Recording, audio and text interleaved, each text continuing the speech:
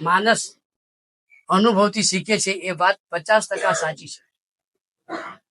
સફળતાના અનુભવથી શીખતો નથી. સફળતાના અનુભવથી એને અભિમાનનો દારૂ પીવાય છે.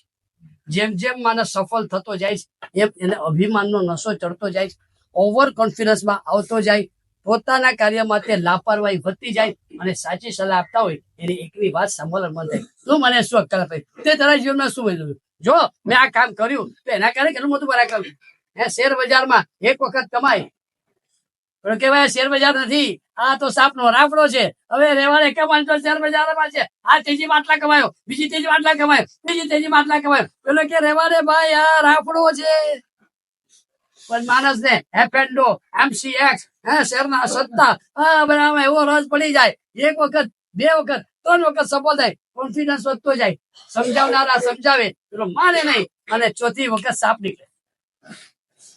એક વખત એવો શેર બજારમાં ફટકો પડે, એવો ફટકો પડે. પહેલા આવ્યો ત્યારે નાલા સોપારા હતો, ત્યાંથી ગોરેગામ આવ્યો હતો, ત્યાંથી પાર્લા આવ્યો અને ત્યાંથી વાલકેશ્વર પહોંચ્યો હતો અને પછી એવો ફાટ જોરદાર ફટકો પડે, વાલકેશ્વર થી પાછો નાલા સોપારા પછી. વાત એ છે ઓવર કોન્ફિડન્સ. સફળતા એ અનુભવ પાછ નથી. સફળતાનો અનુભવ એટલે અભિમાન ને વધવા માટેનો એક પારાથી ભૂમિ છે. જેમ જેમ માણસ સફળ થતો જાય એમ બીજાનું સાંભળતો નથી, લાપરવાહી વધતી જાય છે.